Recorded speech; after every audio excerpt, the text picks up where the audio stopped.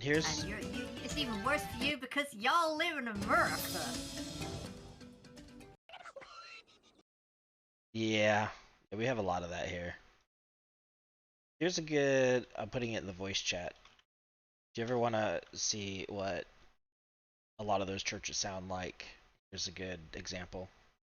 Oh, isn't that Donnie? yeah, Donnie from what's it called? Wild Thornberries. Yeah.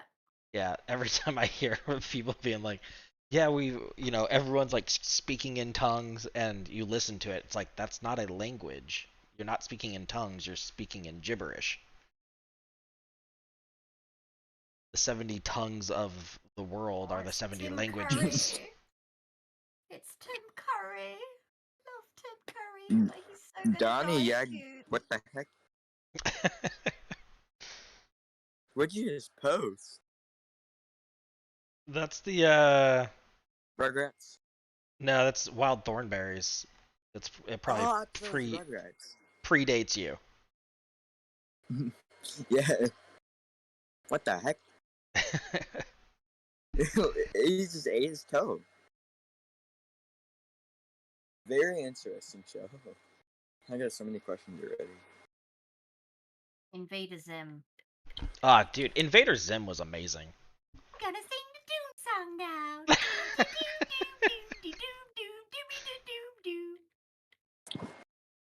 That was one of the best shows ever. Oh, they'd made a movie. It was on Netflix. I can use this camera. Can I turn on my camera? No. Yeah, Invader Sim. Enter the Florpus.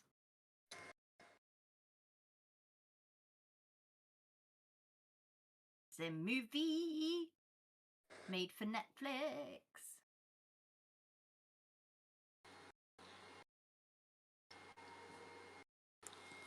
Do you guys call Jesus by his Hebrew name, or do you guys just call him Jesus?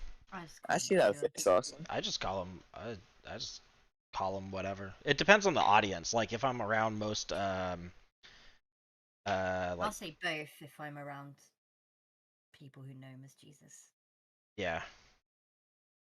Like if it's Gotcha. if it's a more modern Christian crowd, then I use Jesus. But if it's more of the Nazarene or the Hebrew crowd, Nazarims weren't modern Christians. I thought they were Christians.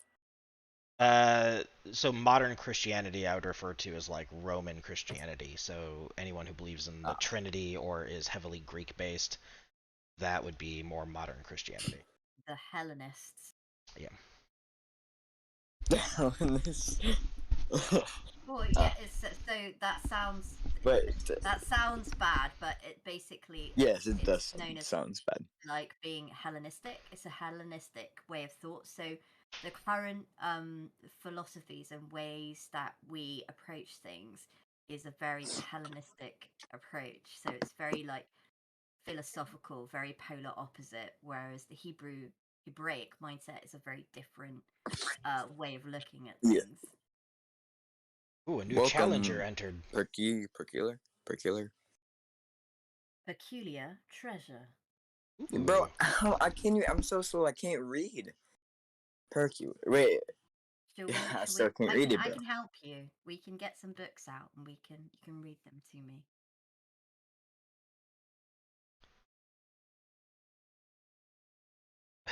I see this funny video. I want to share it.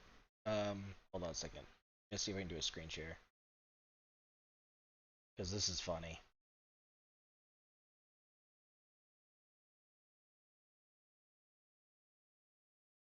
Oh. The ultimate suka. Peculiar is a reform. Mobile suka. Oh my lord. Oh my. A mobile suka. Sonic believes. How do you not love that? Sleep in that way. I mean, you can. But that's so dangerous. I mean, if you take your house with you, then is it really traveling? Oh, he's inline skating with a like suka on wheels. Yeah. Gotcha. That is awesome. Might be one of my favorite things I've ever witnessed. I'm gonna switch again because I think my computer's gonna take up way too much power. Wait, so are you a Christian or are you Judaism? Huda voodoo? Huda hoodoo? Judaism? Hada? Yeah, Judaism? Judaism. A Christian or Jewish? We are not Jewish. Somewhere in between. Yeah, we're In rejected between. by Jews, rejected by Christians, as the early church fathers Are we We just said. are rejected by the everybody? Yeah, yes, we are the Pretty much. ginger stepchild. yes. Interesting. Right, let me see if this will instantly switch.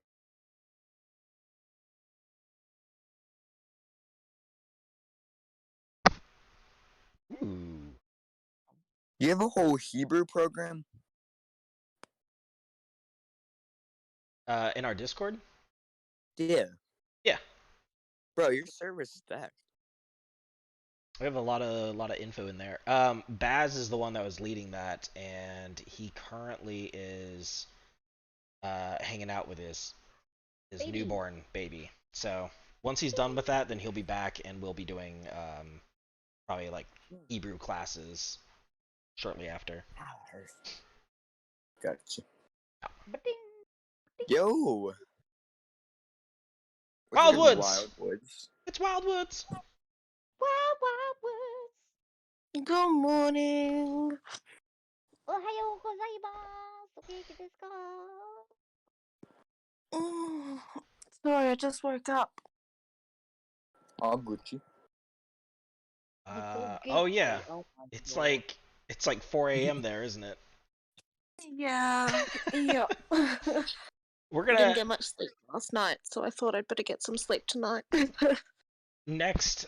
I think the next Torah cycle, starting on like October 2nd, or I guess October 3rd. I'll probably be switching it to Sundays, so that Sundays? our Orthodox buddies can join us because they've been asking to join, but they can't join because of Shabbos. But that means I can't come. Oh, that's right, because you What? work on Sundays, huh? Mm. See, this is where it just puts me in a terrible position, Piff. So do two. Do two of them? Yeah. Okay, Dude, we could probably wait, do that. do you guys have any Catholics here? Yeah, we've got quite a few. Dang. Well, we used to have a lot more. They usually come in waves, and we'll get like 10 to 15, Yo. and then they all disappear. Forgetful. Forgetful, I like your name.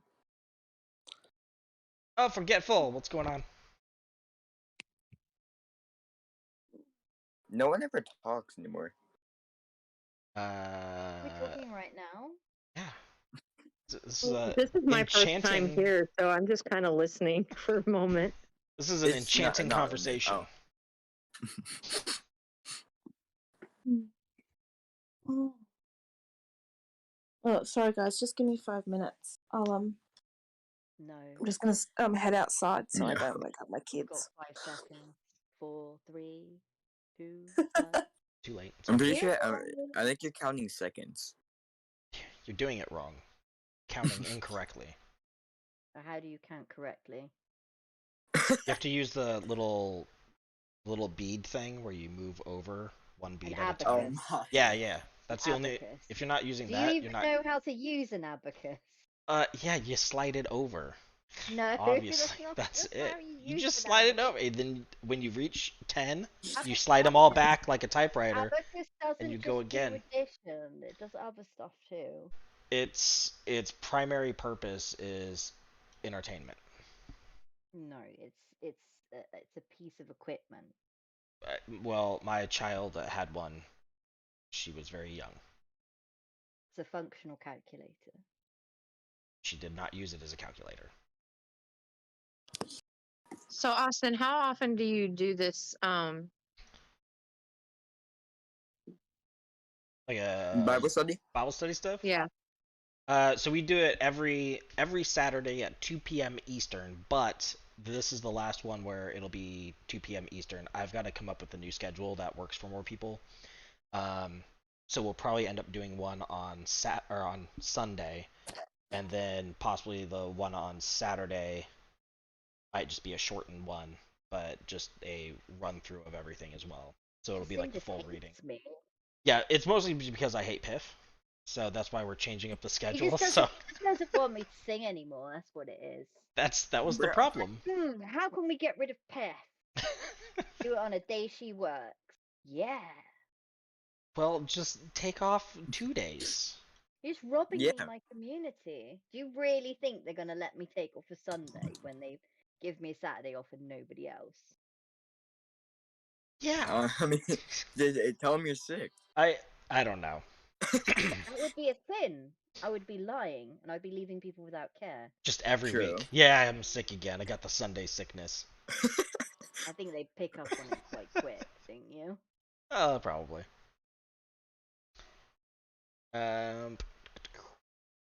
We could do the Torah portion now that we have a few people here. If you guys want to. If you want to go into it. Let's do it. Let's do it.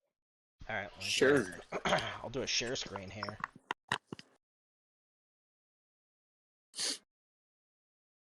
Demon possessed Hebrews. House, there it is. Why am I touching a mouse when I'm not on my computer? Oh, you guys are on Exodus? Well, so we did Deuteronomy. So next week we actually go all the way back to Genesis 1:1, and then we go back through everything again. Because we're on an annual reading cycle. But this week is still Sukkot, and so being that it's a holiday, we read the holiday portions. And this is the day of Sukkot on Shabbat, and that's what we read. So we what go. time is? Sorry. So that's just why we go back into Exodus briefly, is for the holiday, and then that's it, and then we go back to the reading cycle, which starts Genesis 1 on October 2nd. Do you guys follow the Pentecostal holiday? Which one? No, wait. You mean I've Booty just Pentecost? watched a video about like there being a Pentecostal holiday. Is that just like, is that the Sabbath day? No, Uh, I don't really know what Pentecostal really is. Pentecost is a day. Pentecost. Yeah, it would be Shavuot. Interesting.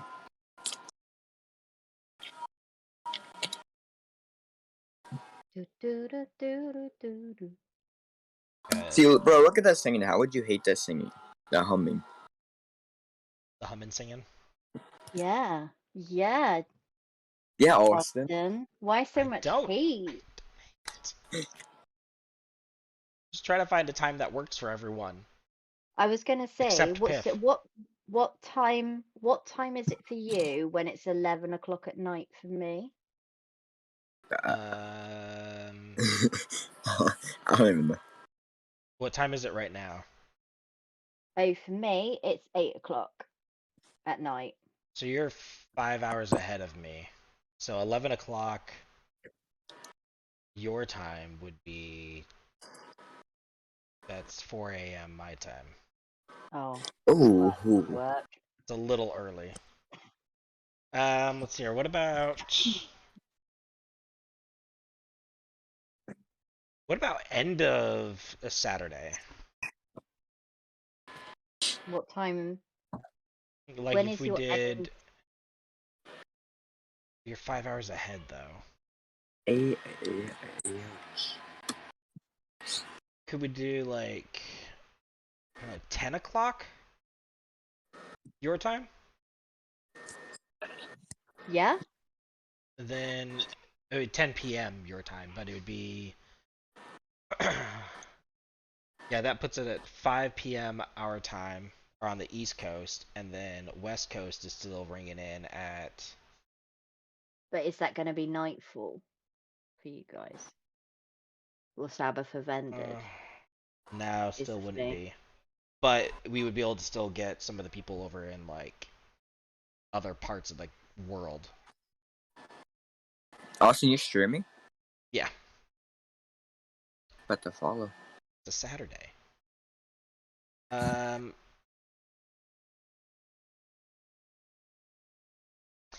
mean, our East Coast wise, end of Sabbath would be like 6 to 7 p.m. depending on sunset. But like right now, it's like 7 o'clock, so right at the tail end. The tail end of Sabbath. Yeah, that could work, and that would work better for Wildwoods, right? Because you have Yeah, that would be it would be 5 a.m. here. Yeah. yeah, that's a little bit nicer. Yeah. Right? Little bit. It'd be like 6 a.m. over there. Well, it's 5 a.m. right now. So So you're 14 hours ahead. something like that. So it'd be 7 a.m. for you. That'd probably be way better. Hmm. Well, we might do that then. Scooby-Doo. I'll figure it out. I'll let you guys know. Maybe we'll put a poll up and see how many people are willing to do what times or whatever. You're doing such a good job trying to make it work for all of us. Thank you. I'm just trying to make it work across, 2 different days and 30 time zones. That's normal, right? Yeah. Yeah. No, but Okay. Here we go. I'm gonna go into this Torah study here at 3 o'clock. Exodus 33:12 through 34:26. This is this is right after. Yeah, this is right after the sin of the golden calf. And Moses is trying to make intercession. Is everything else up? Yes, the bots are working. Everything is good to go. Okay, old man here is going to read it all, and then we'll do the commentary after each section. I guess you're old. 33, and make sure my notes are over here. Okay, we'll go 12 through 12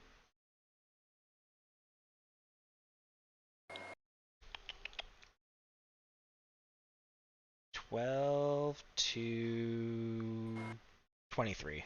Yeah. Okay. Here it goes. perfect. Moses said to the Lord, "See, you say to me, 'Bring up this people,' but you have not let me know whom you will send with me. Yet you have said, 'I know you by name,' and you have also found favor in my sight. Now therefore, if I have found favor in your sight, please show me now your ways, that I may know you in order to find favor in your sight.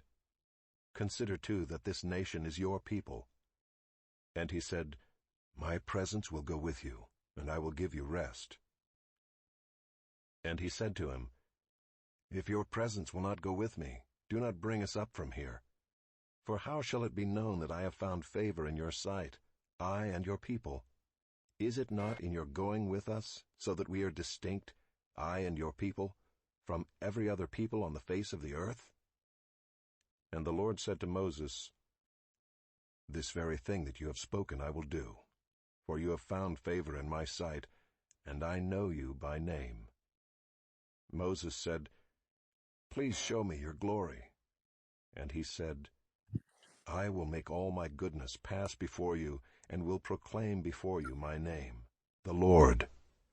And I will be gracious to whom I will be gracious, and will show mercy on whom I will show mercy." "But," he said, "you cannot see my face, for man shall not see me and live.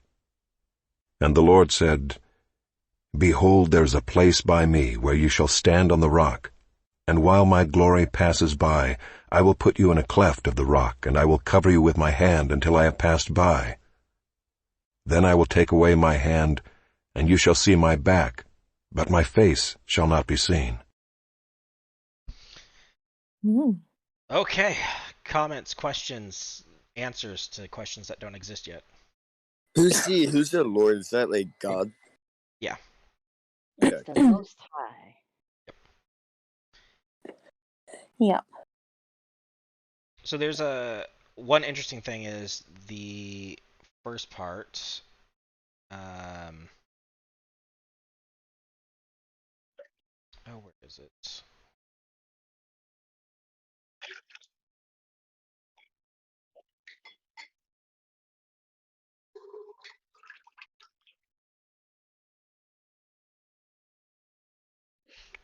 Oh. Okay. So in the first part, Moses said to the Lord, "See, you've said to me, bring up this people." God first says, these are your people, or Moses's people, and this people, and then in verse 13, he basically is arguing back and saying, "Consider that this nation is also your people," and not just Moses's people, but God's people as well, since it seems to almost be like this game of God saying, "These are not my people anymore. You are my person, but these are not my people." And Moses is saying, "These are your people, and I am also with them." Earlier on in Deuteronomy 33:1, which this one doesn't have, but 33:1 says, the Lord says, 33:1, yeah. It says, "This is the blessing in which Moses, the man of God, blesses the people of Israel before his death." And also there's another section that also has it. Trying to find it. I don't know where it's at. But the man of God, the actual Hebrew there is just Ish Elohim, meaning man God. So the sages grabbed that, and which I think I was talking about this a little bit earlier yesterday. Yeah. But man God, in the sage commentary, they would translate it as man God rather than the man of God, but also accept the man of God as a valid interpretation for these two reasons. One, Moses is a man God because, and this is the commentary, it says, if Moses is referred to as God, why is he called a man? And if he's called a man, then why is he also called God? The reason is this: when he was cast into the river of Egypt, he was merely a man, but when the river turned to blood, he was like God. When he fled from Pharaoh, he was a man, but when he drowned Pharaoh, he was like God. When he went to the heaven atop Mount Sinai, he was a man. When he came down from heaven, he was like God. How so? As it says, Exodus 34:30, "Behold, the skin of his face shone, and they were afraid to come near him." So what is the meaning of Ish Elohim? The rabbi says his lower half was human, but his upper half was God. The reason for that is that his hands, heart, and mouth were completely spiritual and given to the service of God. His heart reflected the intellect and conduit of God's revelation. His hands, God performed miracles through his hands. And his mouth, the words he spoke were the Torah, which are the words of God. Therefore, his heart, hands, and mouth were all being used for God and by God. Therefore, they were equated to being God. Not to say that Moses is a god by any means, but that God was using him in such a way that he was a man God.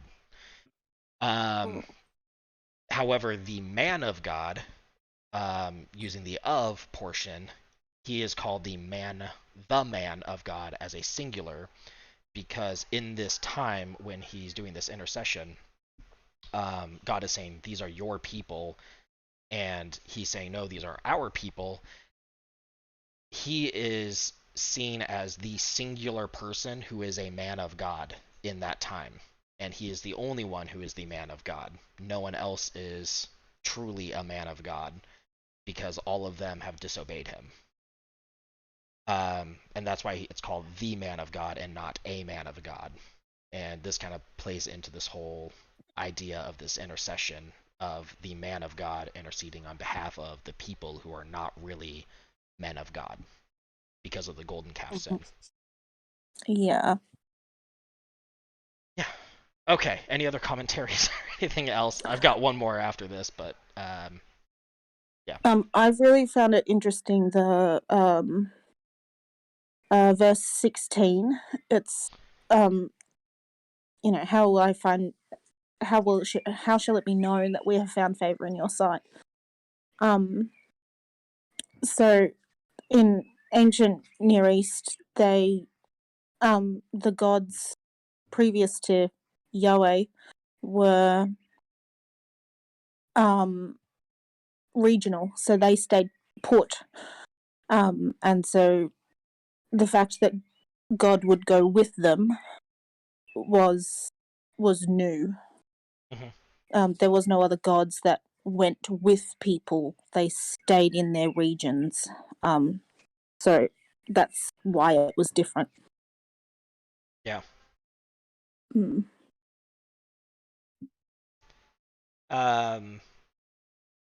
The other commentary I've got here is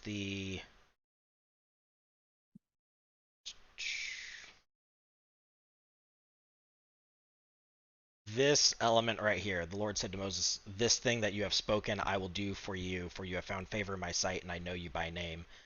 And Moses then, this is where it's kind of interesting because Moses is pleading for the people.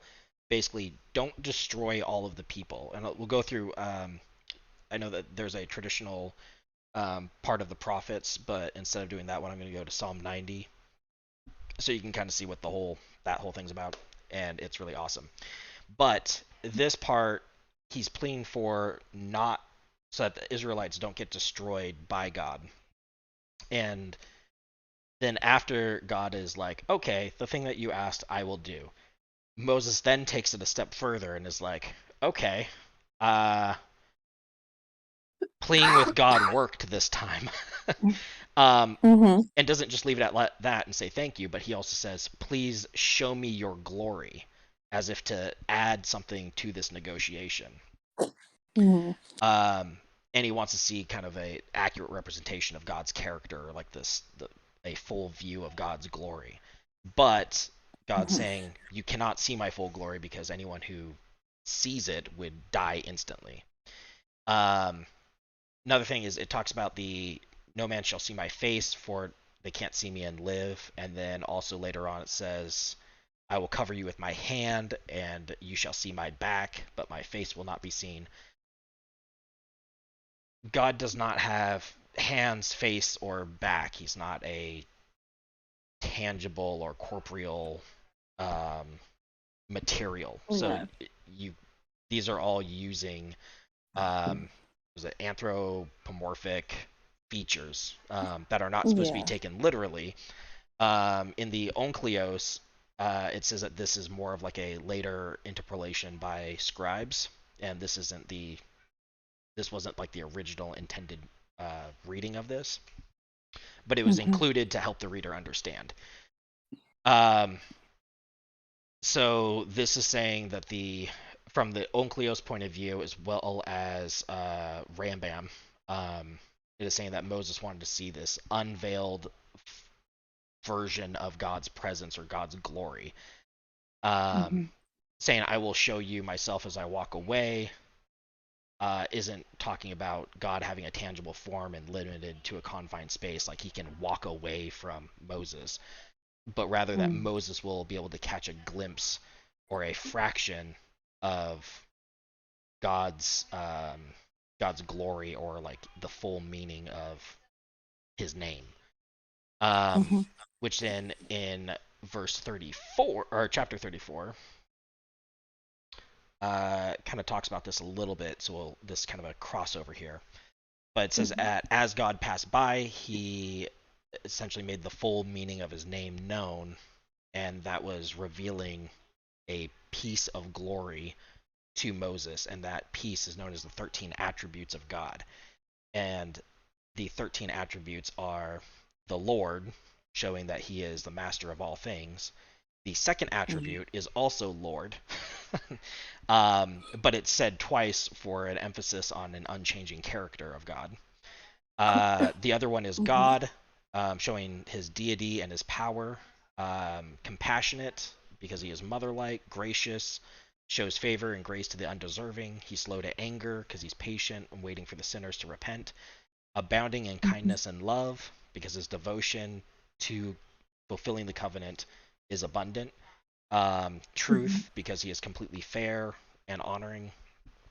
He keeps love and kindness for thousands. His devotion is boundless and intergenerational. So the love for Abraham extends all the way down the line to all of his seed for eternity. Forgiving iniquity. He bears the intentional sins. He forgives the sin from rebellion, any kind of transgression against the law, and he forgives sin that is unintentional, and he cleanses us from sin and provides a way for us to do that. Going back to that, though, you could also say that this is a foreshadow of Moses and his death, because here it says, "Behold, there is a place for me where you will stand on the rock, and while my glory passes, I will put you in the cleft of the rock," but cleft is also hole. "And I will cover you until I have passed by, and then I'll take away my hand, you'll see my back." This is more referring to a when. So from a sage point of view, this is saying, like, basically Moses is going to die, and he'll be put in the hole of the rock, covered, death and burial as by God himself, which is talked about in Deuteronomy 34, 5-6, and then promised to be shown the glory of God, but the back, which is the things behind him in time, not seeing the future of things, but seeing what has already happened. This is a promise of a future resurrection, as well as a promise that God will restore his full kingdom on earth with the temple he made from his hands, rather than from Moses' hands, and or any of the people's hands. And this is also where it goes back into Psalm 90. So try to, I guess, link those two together when we get there. Okay, that is all I've got for that one paragraph. Any other comments, questions, disagreements, insults, or musical numbers? Insults. Yeah. Yeah. You're bored. No. Yep. Joking. Careful. Last person who said that, there's a whole bear situation, so I just be careful. A whole bit. Wait, what?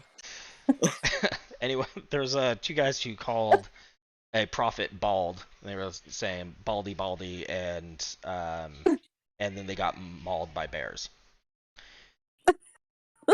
Yes, just watch out for bears, man. Moral of the story: don't call people bald.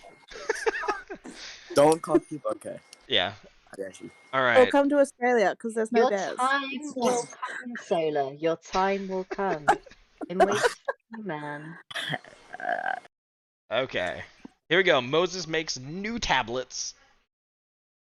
All right, here we go.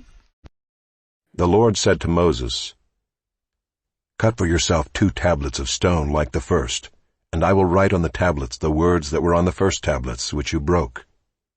Be ready by the morning, and come up in the morning to Mount Sinai, and present yourself there to me on the top of the mountain. No one shall come up with you, and let no one be seen throughout all the mountain. Let no flocks or herds graze opposite that mountain."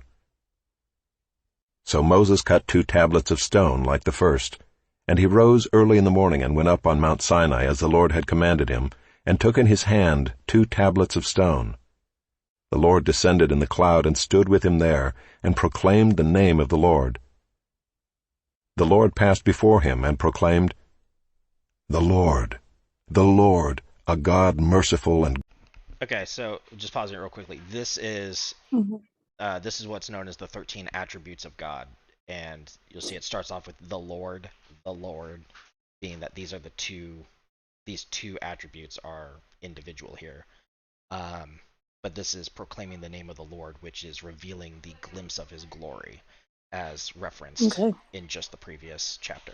Gracious, slow to anger, and abounding in steadfast love and faithfulness, keeping steadfast love for thousands, forgiving iniquity and transgression and sin, but who will by no means clear the guilty, visiting the iniquity of the fathers on the children and the children's children to the third and the fourth generation.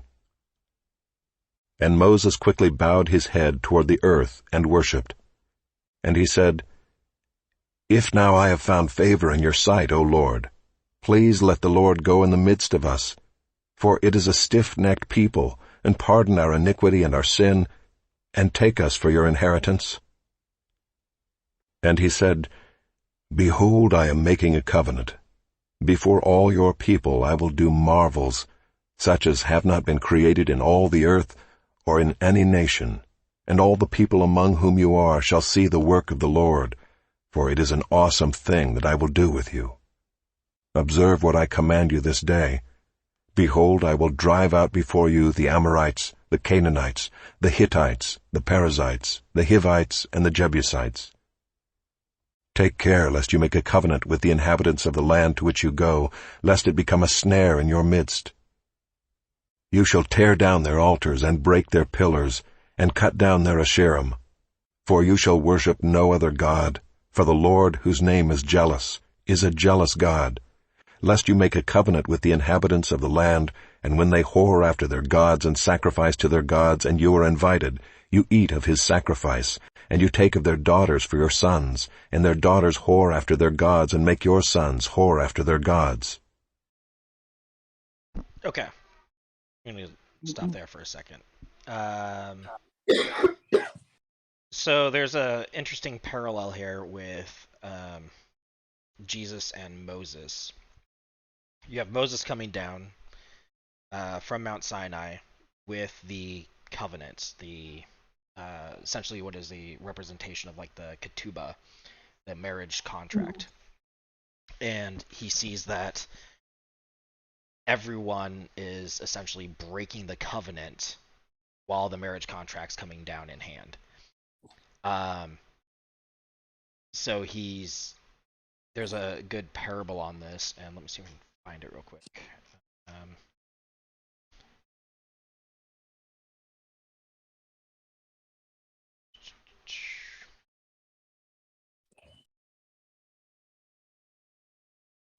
Okay. This can be compared to a prince who took upon himself a wife and then wrote a ketubah for her, which he gave to one of her close friends to keep for her. In the course of time, evil rumors circulated concerning her and her faithfulness. So what did the friend do? He tore up the ketubah. Same thing with the tablets.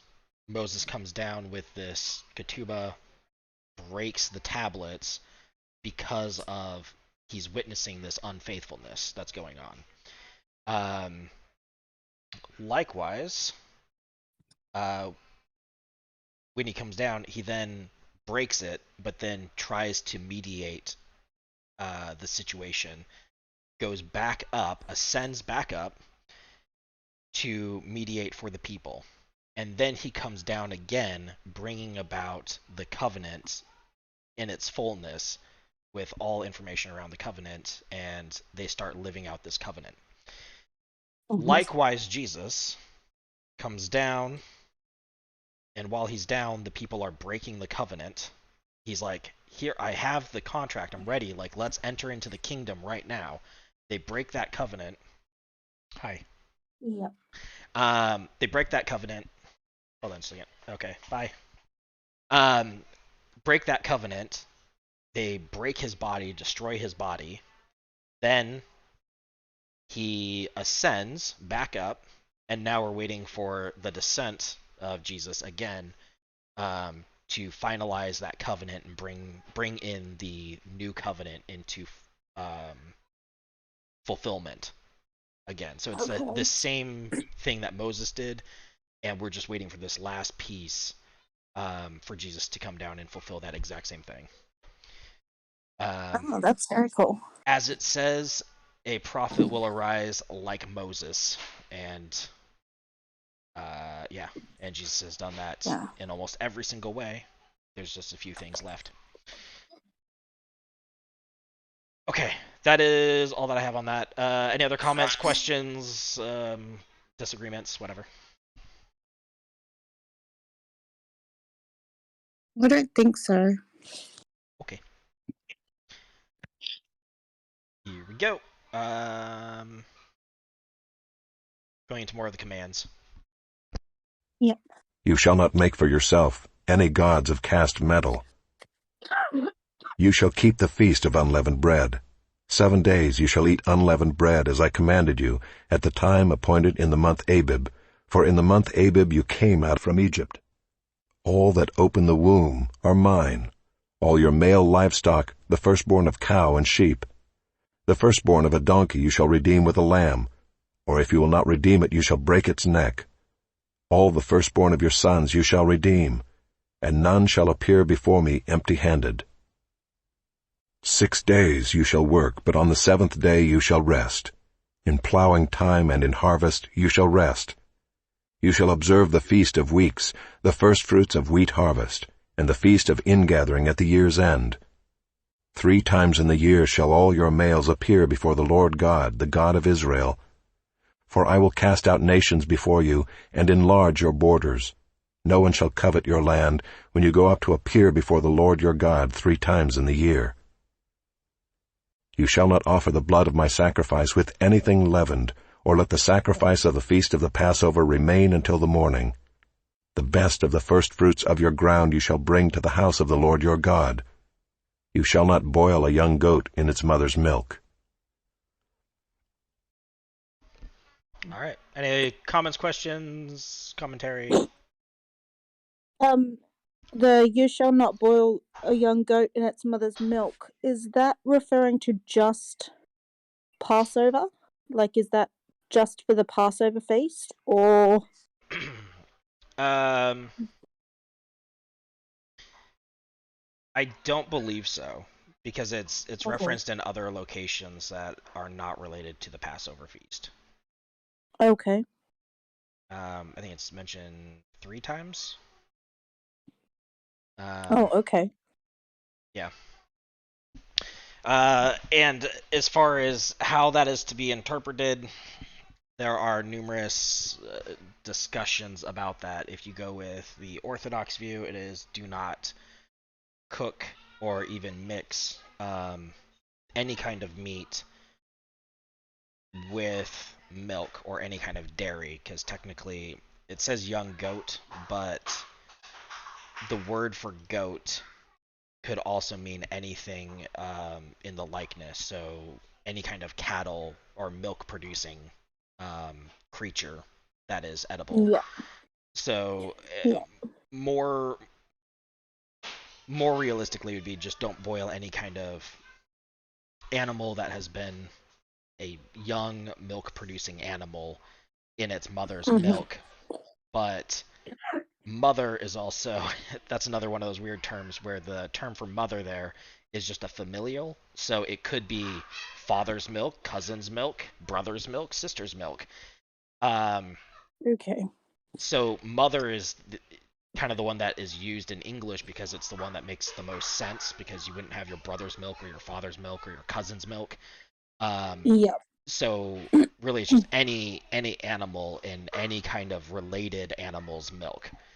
Okay. So if you like talk to any Jewish person, whether it's Reform or Conservative or Orthodox, they won't eat any cheeseburgers because it's cheese cooked on top of meat. And that's dairy. And also the milk part is anything dairy. That's also cheese. It's dairy. It's whatever.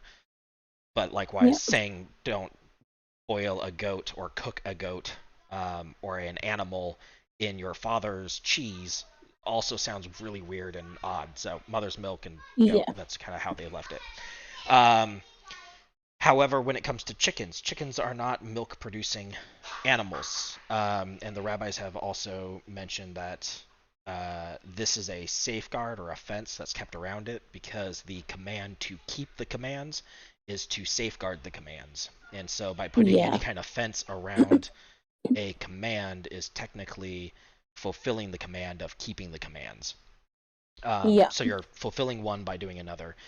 So if eating chicken and milk or dairy together during the Second Temple period, that would have been something where you would have been exiled for doing that, and it doesn't talk about Jesus ever doing it, which means Jesus most likely did have this separation, whether he agreed with it or not. He kept Yeah. this safeguard in place and didn't see it Mhm. as a reason to talk against it. Rabbinically speaking, it is a safeguard, so it's not necessarily law, but they would keep it because of the safeguard. When it comes to Yeah. fish or fish and cheese and dairy, you can mix. So if you wanted like Yeah, fish is neutral. milk or like some sort of like breaded fish sticks, those would be completely fine. Fish and Uh, cheese. Yeah, I don't know why you would want fish and cheese. Like clam chowder is common, but because they don't eat clam, it doesn't really make any sense. Yeah.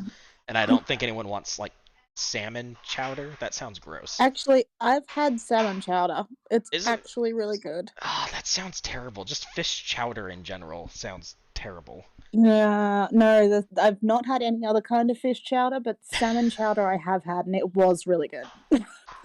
Okay. Yeah, it's just I don't know. It sounds weird. Just Yeah. fish and milk just doesn't really sound good. No. The other thing is the safeguard with time. So depending on where you're at, like location wise, different regions have different rules around this. If Yeah. you so don't boil is essentially don't cook or don't bring up to a temperature of any kind. So if you were Yes. to eat like a cheeseburger, you are putting in cheese and meat into your body, and your body is heating those two up together, and therefore it's seen as cooking it together. Oh. And so that is why they would say, oh, you have to separate it by a certain amount of time. Even when Abraham offered the meat and the cheese to the angels, it says as they were ready, he brought them out, which means that the milk or the cheese or something could have been done at a later time than the meat, and it doesn't say how much time has passed between the two. And so that wasn't a violation because it could have been cheese was served first while the meat was cooking. Once the meat was done, then he brought the meat out. So how much time passes between the two? Some of them say, oh, it has to be within, or after 30 minutes. Another region says, oh, it has to be 6 hours, 8 hours, 4 hours. So there's not really a set thing as far as how long you have to wait between eating the two, but that you wouldn't be able to eat the two in the same bite. So rabbinically speaking, that is how this is all interpreted. But that's the not boiling any kind of animal, milk producing animal, in any of its relative animal milk or dairy or anything like that, or cooking it. And that's the Hebrew of the command. Yeah. So that's why they do that. It has less to do with I think it was Maimonides, whatever his name is. That was Maimonides. Yes. He was one that was saying that it was most likely a pagan practice to do this and bring about good luck, and that could have also been the case. But also, as far as if this is still regardless if they did it, they see it as blending the living and the dead. And it also talks about boiling a goat in its mother's milk right after, a little bit earlier here, in relation to the golden calf. And the golden calf is seen as this dead object, this lifeless object, and then mixing it with the living God.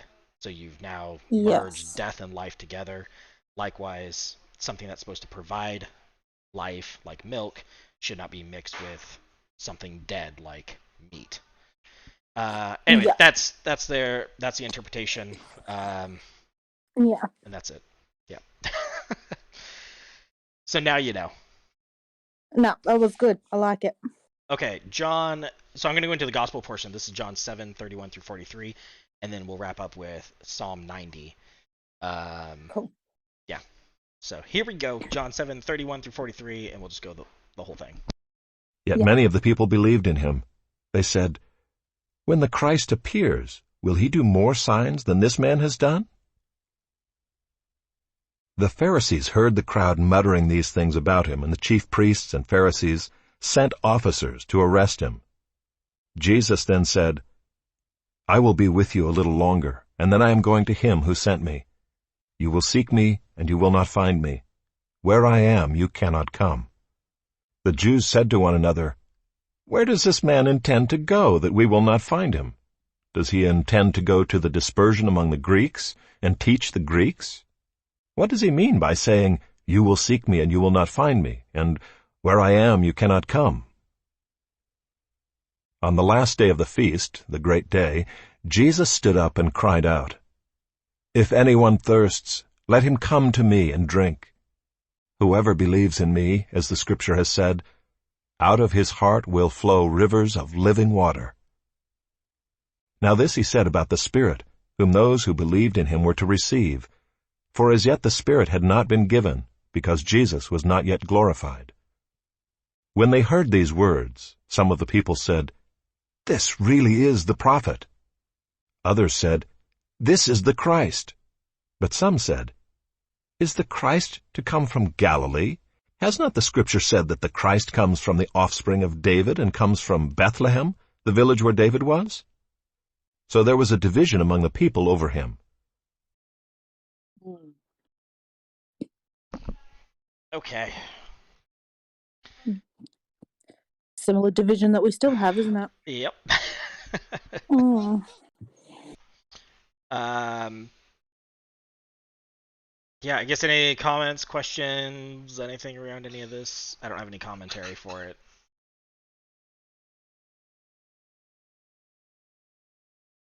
Not really. Okay. It's just interesting that they don't understand like Yeah. where he's going or where he's like when where I go you cannot come, and they're like, well, what do you mean? Always. Yeah. Why is this guy talking in riddles all the time? Yeah. He makes no sense. Okay, so I'm gonna go into Psalm 90. This is a prayer of Moses. Once again, it says the man of God. Also, this is just Ish Ha Elohim, so just man God. This I'm not gonna read all the way through this because I primarily just don't want to at the moment. But Makes sense. that's I'll post it in Discord as well, so anyone that wants to read it can. I'll put it in the voice chat. Psalm 90.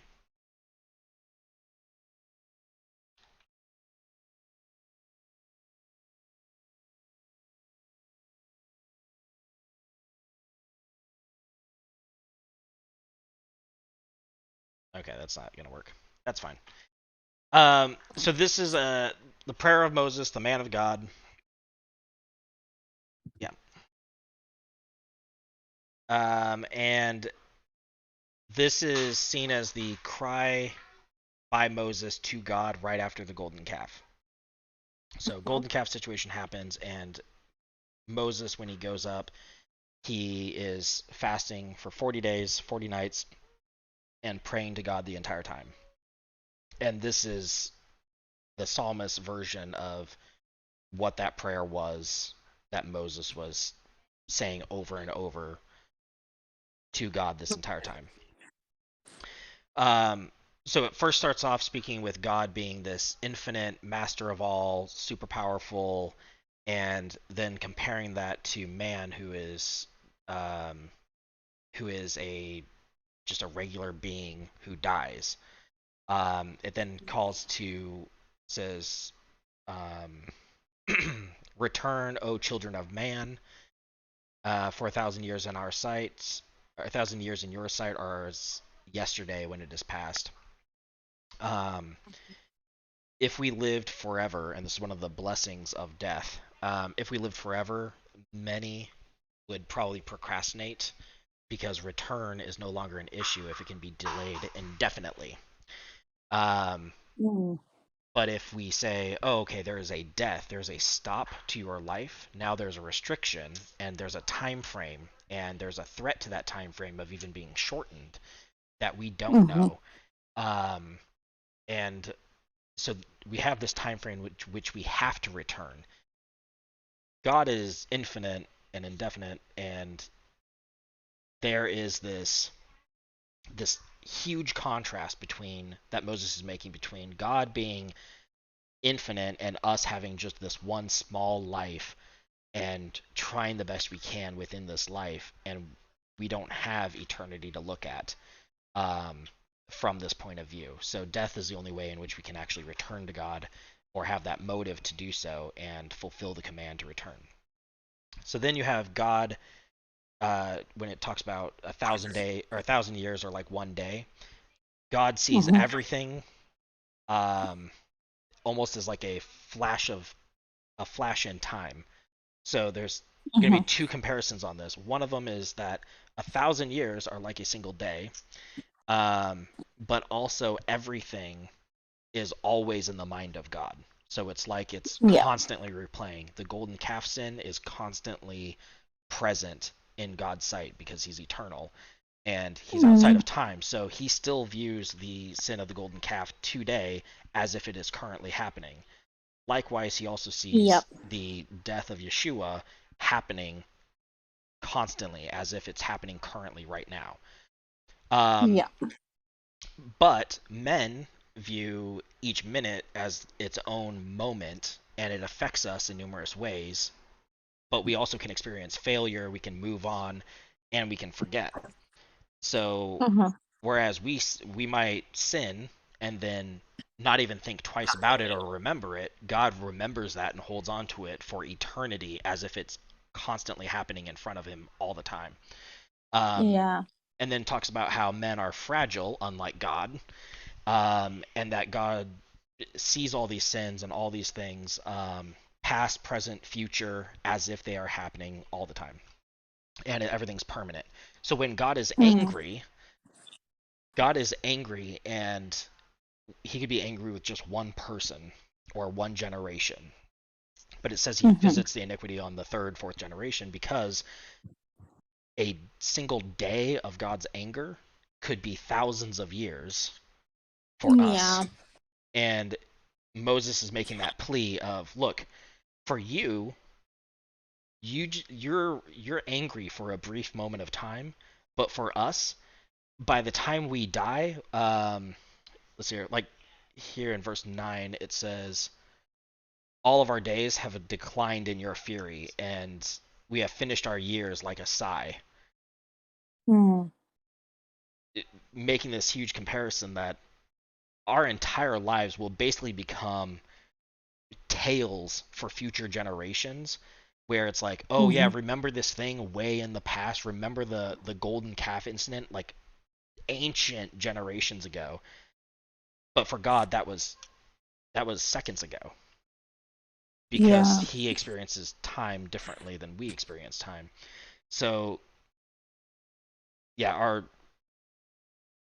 he's still angry about something, and we weren't even born 1,000 years later from that incident, yet he's still angry with our generation for the thing that we have no idea what is going on.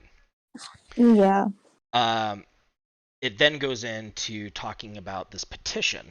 And so this is where God is saying, I'm going to wipe out all of Israel, and I'm basically starting over new with just Moses, the man of God, the one person that's left. And originally God is saying, return to me, Israel. And Moses says to God, return to the people. So we'll return to you, but also please return to us. don't do away with us just because of the sin of the golden calf. Uh, if you spare them, then don't let your anger also be the definition of your relationship for the generations of your servants. Because if you return to us, but you're always just angry with us, then that is all that people will know you to be, and it'll be a single attribute. In Exodus, when he's like asking for that full glory, you see, oh, what are all the characteristics? What are all the attributes of God? It's not just anger, and in fact, anger is not even listed in one of those. All of the things are fairness, lovingness, forgiveness, all these things that are listed as these qualities or the attributes of God. Anger is not one of them, but in his petition, he's saying, don't let your anger be the definition of the relationship. Then goes in and says, let your works appear to us, let your kindness be on us, establish your residency by the work of your hands. That whole section is from Exodus 15:17, which is the Song of the Sea. So right after, I'm just going to pull that one up. It says, you will bring them in and plant them on your own mountain, the place, O Lord, which you have made for your abode, the sanctuary, O Lord, which your hands have established. So this is talking about God creating a kingdom with his own hands, which will be his dwelling place among the people, and God's kingdom that he makes with his hands will come down to earth, and that is where he'll live. So in Psalm 90, it switches it. It says God's dwelling place will be the work of the people's hands and not God's hands. So this petition is essentially saying, let us build you a kingdom for you, a dwelling place for you, rather than you building it. But why? So the reason here is that the people built something with their hands, which was the sin of the golden calf. And with their hands, they completely defiled themselves and everything else. Because of this, it degraded the relationship of mankind with God. The thing we made was painful to God. It angered him. But Moses is saying, let us build something with you, or for you, that's also made with our hands, that it can live with you in infinite space and counter the image of the golden calf. Yes, the thing that you make will be way better, but it's like a small child where, you know, they break something, like That's they break exactly what I was thinking. they break a vase or something, and they're like, okay, look, I know you can buy a better vase, but please don't be angry with me. I will make you one with my hands, and it's going to be terrible. I'm going to make probably a terrible paper mache vase, but please accept this as something to look at and remember anytime you remember the broken vase. Remember this thing that I created. That, yes, it sucks, but please remember this and how much I love you. And so it's almost to counter it. redeeming of their hands as well. Right. They've done something bad with it, and so now let's do something good with it. Exactly. So it's giving Moses is basically pleading for this opportunity to make amends by creating the place to dwell. It's not going to be as nice as God's temple that he's going to build, and not the original plan, but it will be something that they can do to counteract that. So while God wants to wipe out all of Israel, he accepts Moses' plea. After that, he then says, you know, also, could I please see your glory as like an addition to this negotiation. But Psalm 90 is just this entire plea, and it's kind of weird if you just read it, but in context with the golden calf, it makes total sense as to what's going on. I would say, as a side note, while the temple was built with their hands, every time that they strayed, they went away, the temple was destroyed. And then they would have to rebuild with their hands the same things that caused it to be destroyed to begin with. They had to rebuild it with their hands to establish this new thing for God that they made with their hands. In the last generation, though, God still upholds his promise, because he said that he was going to make something with his hands in the Song of the Sea. and that he would establish his sanctuary among the people, a temple made with his hands. If you go to Revelation, I think it's 21 or 22, it also talks about after the 1,000-year reign, after the Messianic era, God then brings down his kingdom made with his hands, and he dwells among the people finally. So Ah. there's this, he's still going to do it, but in the meantime, we have a way, before God actually dwells with us, we do have a way of trying to make amends with God and counter the things of our past by doing things with our actions. So almost like a, because of our sin, we will give to charity. Because of this, we follow the laws, and in following the laws and trying to live a righteous life, through like Torah observance, we are essentially blotting out the sins of the past, and we're giving God something to live with eternally, beside our dead selves. Yeah. Yeah. So what we destroyed in baptism or nailed to the cross, that is, he can see that destruction of our previous ways, and then this new thing to have side by side, which is kind of cool, huh? Yeah. Yeah. Yeah. You're sleepy. Hmm. No, you're not. Mhm. Okay. No, can't possibly be sleepy, Dad. Yeah. What are you about? So anyways, that is Torah portion that I kind of deviated from a little bit, but it's. I No, I thought loved it. It was good. Psalm 90 was a little bit better. Mm. So anyway, Hmm. any other comments, questions, anything about anything? Yes. Good portion. I liked it. Sweet. Very Is that your informative. daughter? Yeah, one of many. One of many. I have so many of these things. Mm. Yeah. Is she Nasrin? Yep. Nice. Hmm. Can you say the Shema? No, not right now. You're too tired. Ah, Israel. Hmm. Oh, you want to play a game? Okay. Yo, Can you wait a second? Hmm? Are you singing today? I can do the Shema for you. It's a bit late for me to get my guitar out there, unfortunately. No. You're not gonna do the guitar singing? I want to, but my brother might be sad. I could maybe do it quietly. My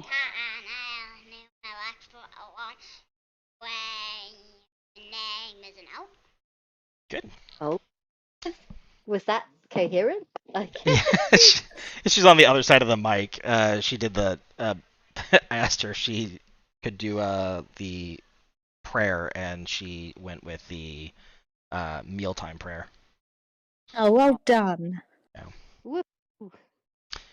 Um, What song should we have? that is a good All question. of them. All of them. Yeah. Oh, yeah. Let me. Oh, I had one. What was it? Hey, this was only an hour-long portion today. What was the attributes of God again? It was one to do with that. Let me pull it up. I've got it. Lord, the Lord. Yeah, it's Lord. I got that bit. Nailed it. I'm in the Song of Moses. I need to go Exodus 33. Yes. No, I don't want to get a nap. Stop doing that to me. Lord God, compassionate, gracious, slow to anger, abounding in kindness, truth, love, kindness for thousands, intergenerational, forgiving iniquity, transgression, sin, and cleanses. Thank you. Why is it not letting me? Fine. Give me the app. Whatever. Just get on with it. GuitarTabs.com. Ultimate Guitar Tabs. Of course. Love it. It's the best site. Face ID. Go on then. Come on. Chop chop. Dun, dun, dun, dun, dun. ding, ding, ding, ding, ba-dum, bum, bum. Play some elevator music while we wait. Like, Do do do do. Absolute big. Oh, can I be a campfire guitarist? Country. Yeah.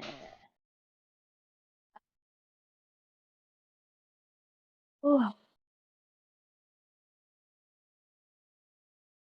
come on, get on with it. Do your thing. No, I don't want any of your. No, I don't want to do this. Go away. Are you good, Piffle? Piff is doing great. Nice. What that is doing? I just wanted to show you what it looks like at my house at the moment. That's the sun coming up over there. Oh, it's sunny. Oh wow. It's like rain. Our sun has been up for a while. Yeah. Isn't it pretty? You can see the sunrise in the morning. It's pretty. It's just this little spot. It's so pretty.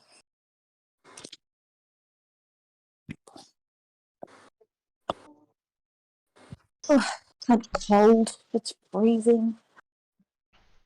You got a blanket. Pardon?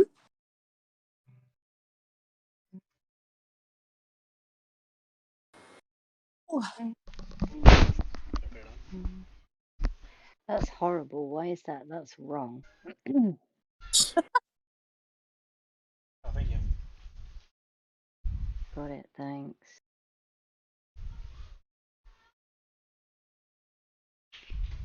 Same G.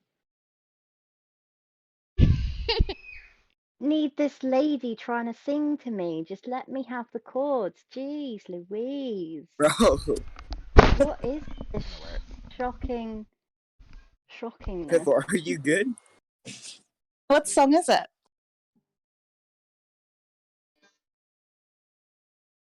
Maybe I'm gonna see what it's like. I'm gonna capo it. Let's see what it's like down here. No, that's way. Hold on, why'd you kill me? That's a good boy. We'll just give it a go. Yeah. Give it a go. I don't like the chords though. Such a British thing to say. Give it a go. Such a British thing to say. Just give it a go. Just give it a go. Passionate, slow to anger, rich in love. This will place. Anyway. The Lord is gracious and compassion,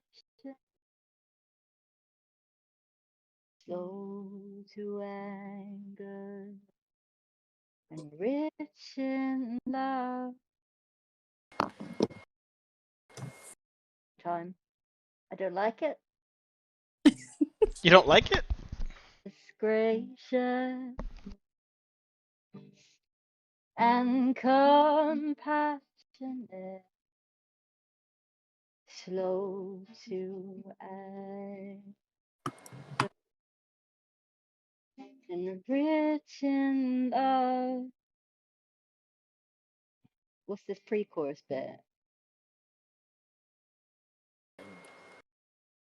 No. Lord is good to all. He has compassion on all that he has made. I don't even know this song. I mean, I'd say that you're nailing it for not knowing it. I was going to say you're doing a good job. That's how far to remove our transgression from us. I don't know. Praise the Lord, oh my soul, praise the Lord.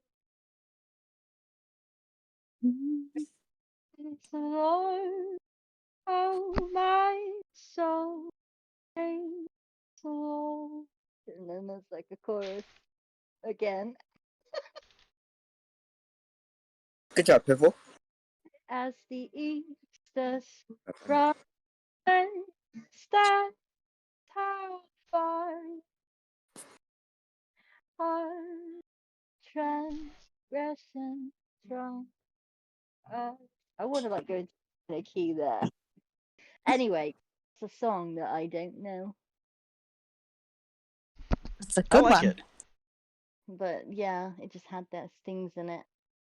Sure, there's a song somewhere that has that, but I'm pretty sure it just goes, Lord is gracious and compassionate, slow to anger, and rich in love. But those chords do not match that. I want to find some good guitar tabs for music, but I haven't found anything that's like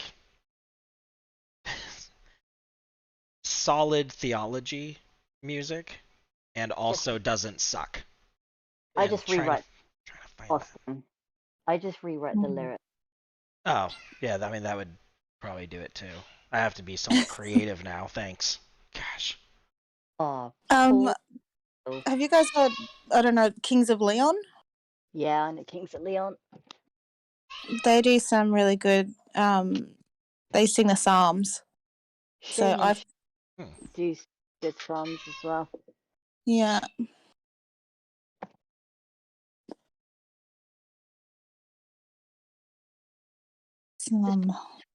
Cool. That's the way forward. Just take their bad theology and make it good theology. Just take the bad. I would like to see someone do that to like Bethel music. Done it. Done it to Lion and the Lamb because I quite like that song.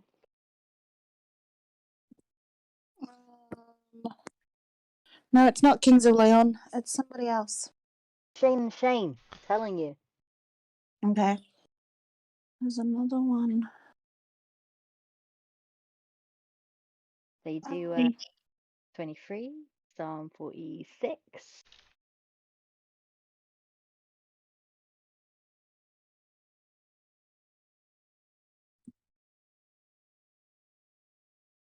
Mm.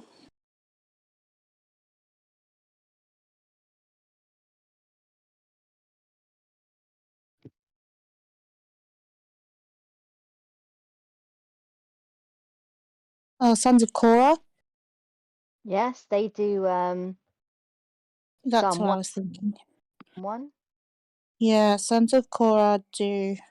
They're an Yesterday. Australian band. Da-da-da. I changed that song though. I gave it more of a minor. Oh, that's okay.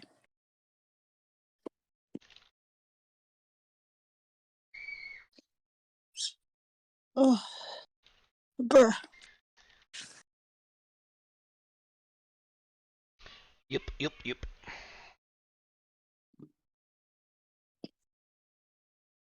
Nope.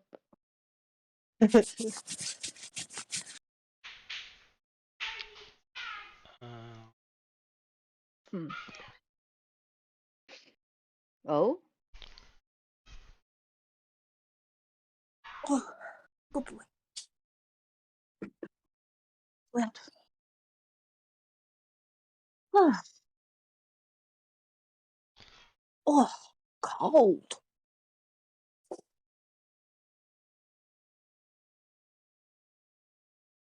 Oh man. Nazarene responded to my thing, but I was hoping that he would just do a full write up, and he's not going to. So Naz needs to get a job, Austin. Well, I mean, in the meantime, I was hoping that he could do like the write up on essentially drinking the blood and eating the body as it relates to like entering the promised land. I'm actually almost tempted. There's it to email one of the scholars who he's been in contact with in the past and ask them if they could please kick him up the arse. Or is it? I mean, you could add my name to that. We could just have a whole. We need like an intervention. All right, let's do it. Needs to get his act together Why? because he's hiding. He's in hiding. Why? I'll bring the Because the world's a beer. crazy place. We'll have a good intervention. Be a party. Fair enough. He really does need a kick. Like, I'm not even kidding. Mm. Because he's not listening anymore. He just fobs it off all the time. And he's so talented and he's wasting everything. Oh. I, I wish I could like just drive over to Naz's house, but it's a little bit far away, and there are some laws that I would have to break. So Oh. Well, I don't think it would work if I turned up at his house. it would totally work. If I showed up at Naz's house, oh man, I'd bring cheese. But no meat. No, just cheese. Cheese is amazing. Cheese cheese. is amazing. All I have to do is bring cheese, and you can't turn down someone that shows up with cheese. Turn up with That's true. Has anyone ever come to your house and been like, hey, I brought some cheese, and you've been like, no, go away. Doesn't happen. Yeah, my friend does it all the time, actually. cheese. And now bye bye. You can't say no to cheese. Someone turns up at your house and they're like, oh, here you go. I bought you some cheese. And you're like, all right, well, now you have to come in for a cup of tea. Exactly. Bought you some camembert. Great. Mhm. Now I want cheese. I want to have some like smoked Gouda right now. Mm. Cheese. Adding it to my shopping list right now. Smoked Gouda. Cheese. I like the we get one here, it's an ash brie. So it's brie, but it has ash in its outer covering. It's Can you- really yummy. Post me some Tim Tams and Milo. Oh, absolutely I can. Just I need. shoot me your address and I'll send it through. Oh, it's extortionate to post anything from Australia. It is expensive, but that's okay. I'll do it. I want to find good. Wait, hold on. Brie cheese, you said? I don't know if I've ever had brie cheese. But you won't, Brie and camembert are very similar. They're won't both have those really creamy cheeses. the process. Austin. What? You won't have either of those cheeses because of the process. I'm gonna have a delicious processed version of it, okay? We've got a Eat my plastic cheese. I'm gonna find it. You just gotta give me a second. I found ricotta. You found camembert. No, we Camembert. wouldn't have that. That probably doesn't exist. Oh, it's gorgeous. Oven. I'll put it in the oven. Cook it in a bread. Cut the hole out. Just plonk it in. I Oh, have it's so good, right? feta. Ooh, here's goat cheese crumbles. I'll add that. Goat cheese. If you get Yeah, if you it's just get crumbled feta, cheese. feta cheese is really good. If you get it, you put some oregano on it and some olives, split some olives and put them on top, and then wrap it in foil and bake it in the oven. Black olives. Oh, Okay. so good. So good. And then have it with like some Turkish bread or something. Oh, so there's- good. There's a feta chunk. I didn't even know feta came in chunks. Yeah, it comes in like a block. Well, I'm gonna get the not crumbled version. I'm just gonna get a block of it. Yeah. I'll make you my can own crumble it crumbles. yourself then. Yeah, homemade crumbly. Yeah. It's gonna be good. Why can't you have camembert? We can't have finding cheese that isn't like overly processed is very difficult in America. Oh, okay. Well, that's devastating. Well, everything in America is devastating. America. America. They're America. raising our taxes here. Oh no. Again? What? You get to keep 1% now? It basically equates to losing another grand off my total yearly pay. Oh my Oh gosh. no. That's insane. It's really bad. Because you guys are having a huge like power crisis over there, aren't you? Everything's in crisis over here. Yeah. No polite, non-sweary word to describe what it's like over here at the moment. There's The Go- fuck? Vela Sonoma? The what? Vela Sonoma cheese? They're Don't listening. know. It's a 1 pound brick of cheese for $40.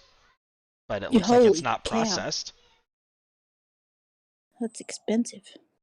Pokemon? Why did that just come in my Okay, head? I don't have all those fancy cheeses you got, okay? Oh, that's devastating. We Do have you Fancy cheese is the best. block you at cheese. have halloumi? Oh, I do like baked halloumi. Halloumi? yeah. How do you spell it?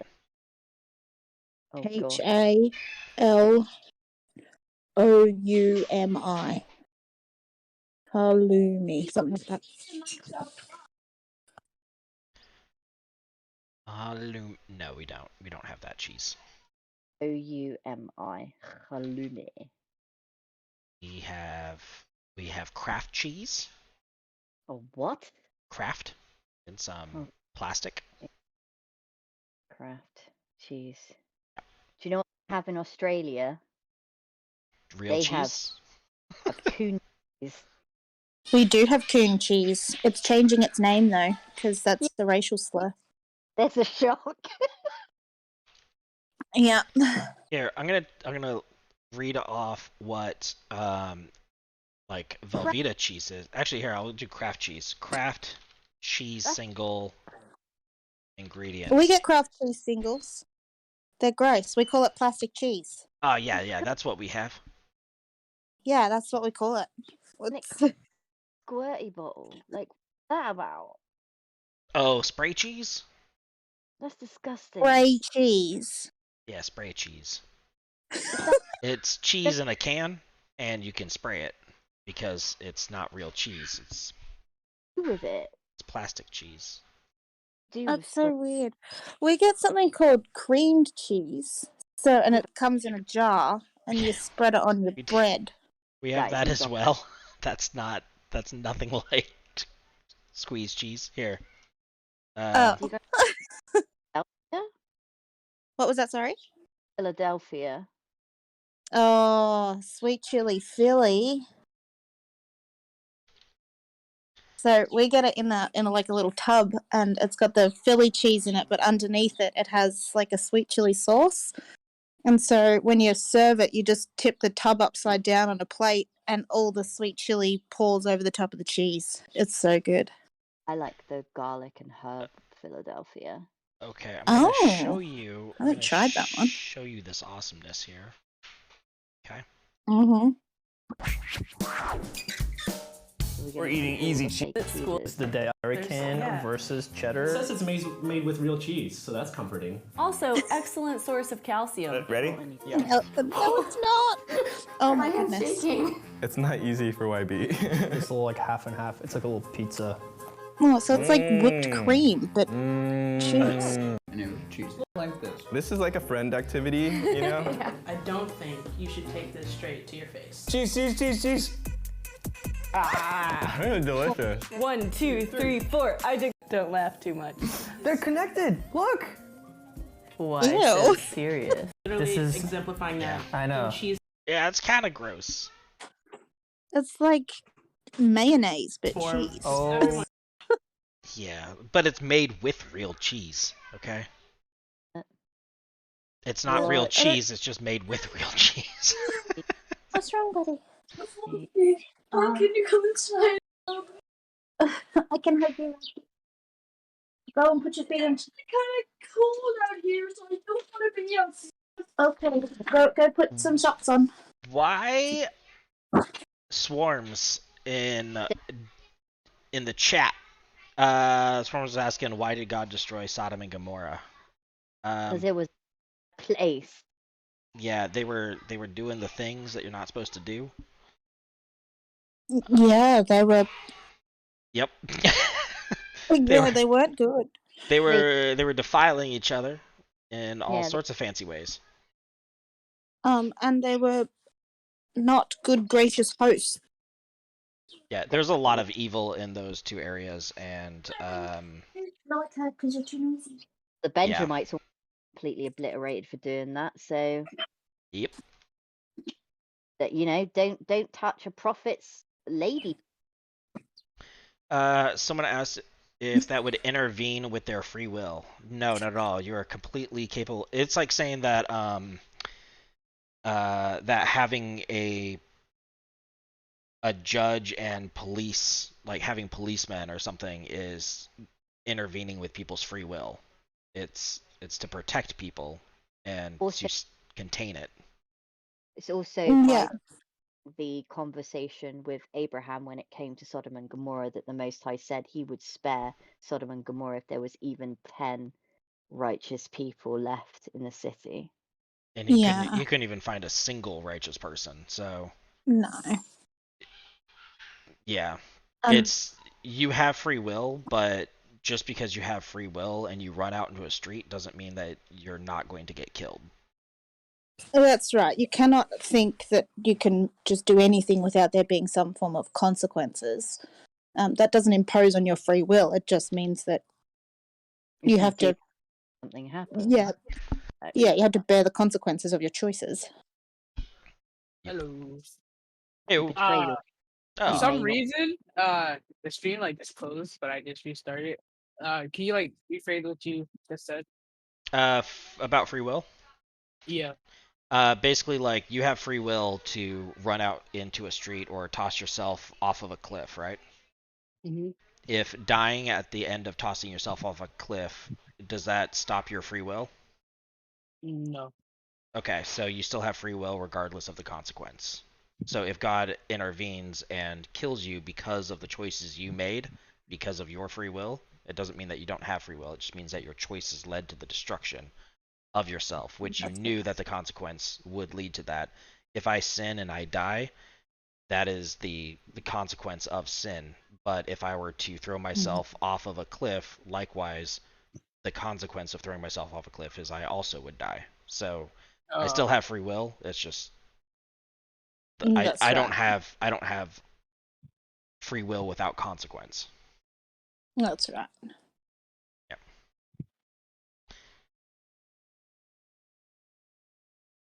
I think it's funny how people equate free will with lack of consequences.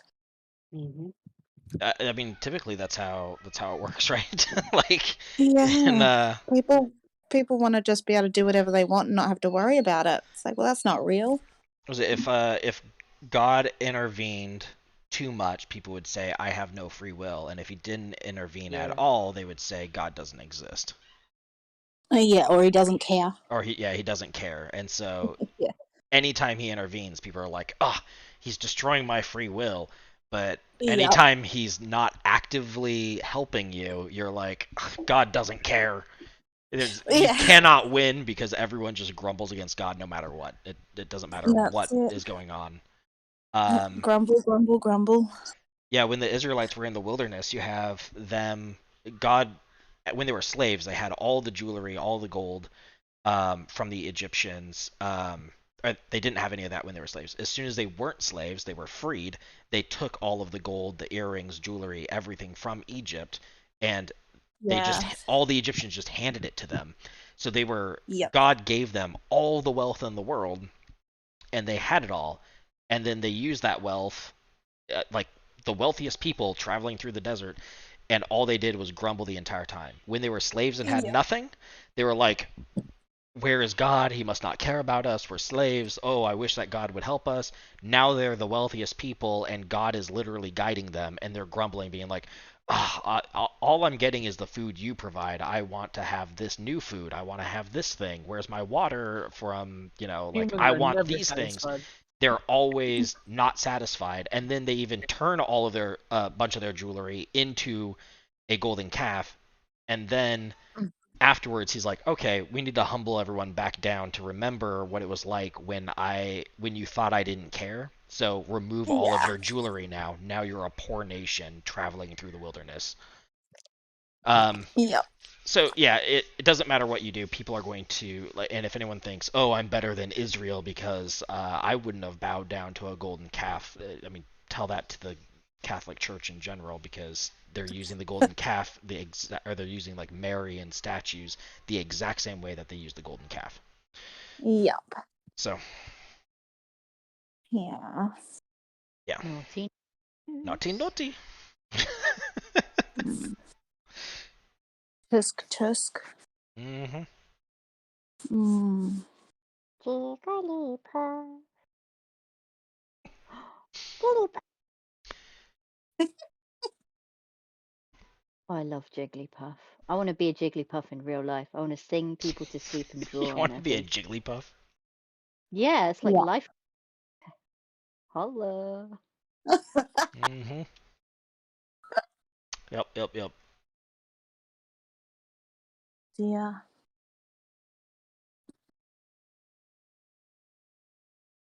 Oh. Oh, you should see this guy here now. Hang on. Look at it. Dog The out. sun. Dog So out. pretty. Dog out. And that's my dog. Cool. He's so cute. All right. Thank you for the questions. I'm gonna go, guys. All right, man. Take Take care. You too. Mm. My cheese selections suck. Because you Oh. live in I live in a free world, that's why. living in a free world. That's the funniest thing I've ever heard. We're so free. Oh yeah, Our Hoorah. dictator said so. So that's right. that makes it true. That's true. Oh, the state of the world is just insane at the moment. It is. It's something else. I want to think kind of what? Just do your thing. Because I don't know what's going on anymore. Chaos. Very, very crazy. Sounds like there's chaos happening in my house, so I'm gonna go see what's going on and take care of that, and then also have some dinner. You guys take care, and I will be on probably tomorrow. Alrighty. Sunday fun Okay. day. Get up and go to work on my Sunday fun day, but I'm off on Monday. And that all rhyme. Yeah. It Oh, did. hey, I will end with this though because we didn't get to this, and I thought it was interesting. Mhm. At the end of this whole portion, there is, I don't know, it's just before this one, I think. Before or after? 32.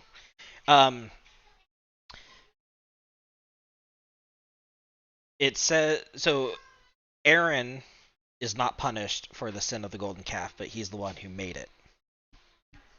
And he's not punished for it, but his he basically has to watch all of Israel punished because of him, and his fellow men had to kill 3,000 of his friends, family, fellow countrymen, and then also had to crush up the thing he made into powder and then make that nice idol soup and feed it to people. Yeah. And then which killed even more. And it even says the Lord smote the people because of what they did with the calf that Aaron had made. And so it looks like Aaron's kind of put in charge. Anytime a king or a messenger of God is away, like David or anything else, the second in command would be the relative. So like Moses goes away, Aaron would be the one who takes over and is essentially the leader. Yet the leader here is the one who is responsible to make sure that everyone is safe, and he failed. In fact, he participated and said, hey, give me all of your gold and I will make an idol. But he's not punished. which is weird. But he is punished. Is that not? Kind of. Well, his punishment came from the striking the rock thing, which was much later on. Yeah, but could it not be considered a punishment that he had to do all those things? Yeah, so the killing and all that, I would say that is survivor guilt that he has to live with. It's more of a passive punishment rather than an active one. Right, like ending his life would be just that. But I think that there's something really, really cool here. He also later on has to watch his own kids die from a sin, and also is not allowed to grieve them at all, which would really suck. Yeah. You have this intense amount of brokenheartedness and humbleness and being able to watch the actual results of sin. Like you see the sin and then you see the actual results of sin. You don't get opted out by dying. You actually have to physically see all of these things happen.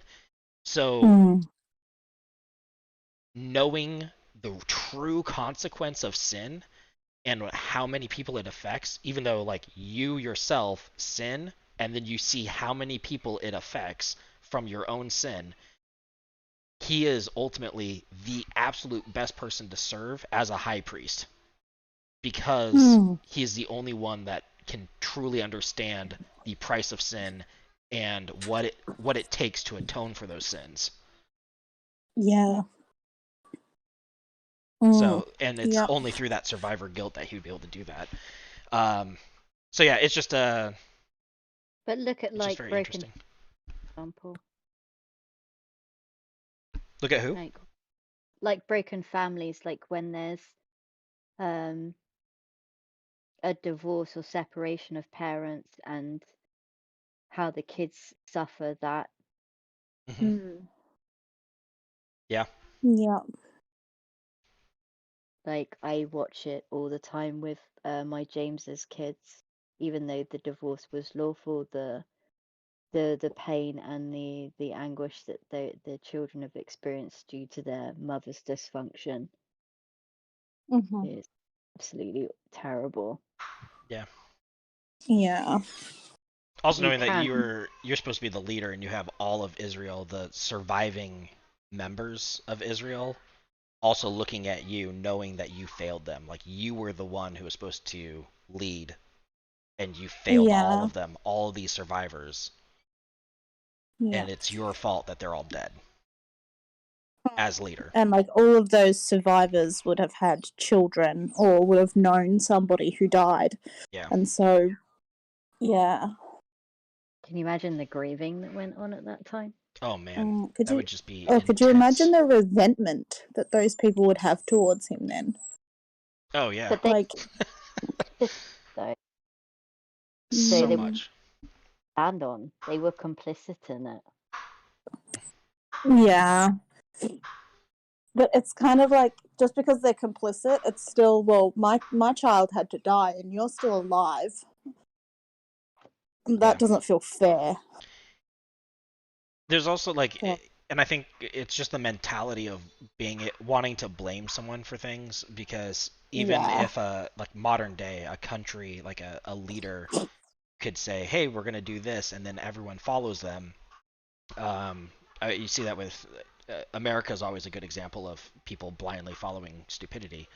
But you have like, you know, war in Afghanistan or whatever else, being like, oh, it's the, you know, WMDs or whatever, and the whole country's like, yes, let's support this and go in there and do this. But then it ultimately comes down to, wait a second, the leader said to do this, and the leader said that we should do this, and then everyone blames the leader because there weren't any WMDs or whatever.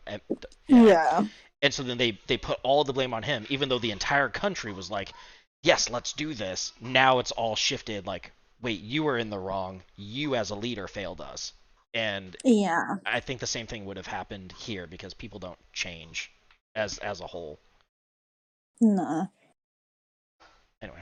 Okay, I gotta go because I gotta get some dinner. But you guys take care. That was the ending note that I had. Night. Wonderful. All right. Alrighty. I might head off too. and I will